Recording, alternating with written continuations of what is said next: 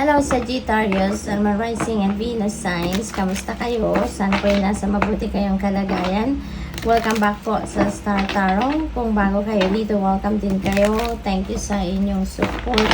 I truly appreciate it. God bless you all. Sag, paunang mensahe po ninyo ay Page of Wands. Ayan, so ano to, good news, no? Exciting news na paparating. At yung mga balitang ito is linked siguro sa opportunities, trabaho, career, yung gano'n, ano.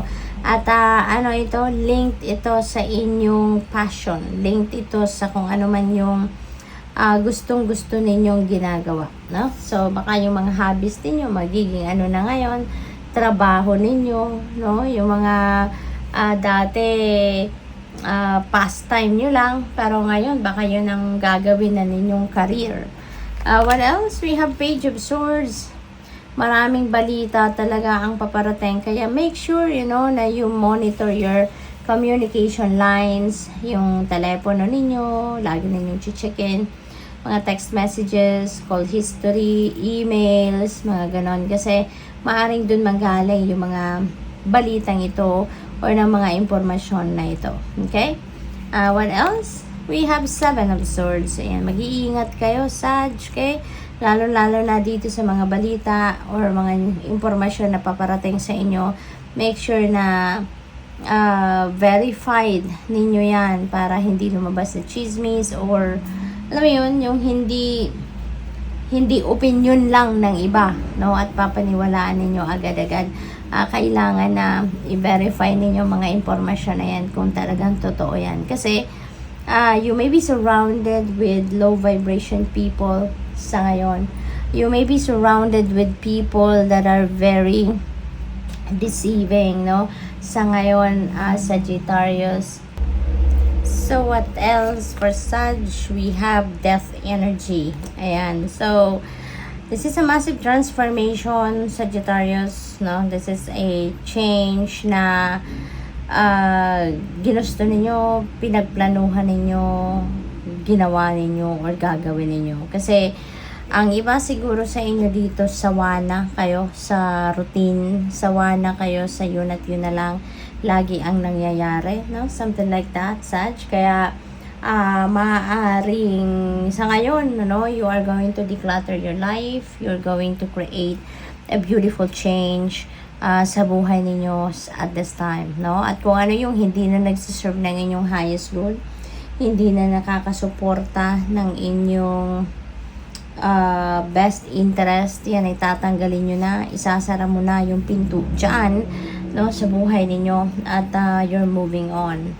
What else? We have High Priestess, divinely guided kayo, Sag. Kaya napakaganda rin ito na ginagabayan kayo ng Panginoon, binibigyan kayo lagi ng mga gabay, guidance, intuitive messages, you know, even dreams, no, pinapadalhan kayo ng mga impormasyon through your panaginip as well, ano? Kaya take advantage of that, no? Tune into your intuition at saka alalahanin ninyo anong mga elemento na nasa inyong panaginip dahil yan ang magiging reference ninyo, no? Sa mga kung ano man ang mga pangyayari sa buhay. We have Emperor energy. Things are going to be back in order, which is really good kasi magiging maayos na din ang lahat, no? Kung dati siguro ano kayo, yung bang all over the place kayo, yung bang maraming distractions, pero ngayon, ano, things are going to fall into its places na at magiging maayos ng muli ang mga galawan ninyo, ang mga strategies ninyo, yung mga ganon. Maaari din ang iba sa inyo dito may promotion sa trabaho, leadership role, baka ang iba sa inyo din dito magiging nanay or tatay na, since this is a general reading, so yung gender hindi naman specific dito, kaya maaaring may mga ganon ganap din ang, sa buhay ng iba sa inyo dito, Sag. This could also be stability. Maaaring you are ready now to lay a solid foundation in your finances or in your family and relationships. What else? We have Queen of Pentacles. Napakagandang energy nito, lalong-lalo na pagdating sa inyong kaperahang aspeto, because Queen of Pentacles is a very prosperous and abundant energy, no? Kaya good luck sa iyo, kasi with the Emperor energy, tapos meron tayong Queen of Pentacles, so most likely talaga meron kayong plano na establish kayo ng inyong financial empire, financial security and stability ngayon, and you have the source.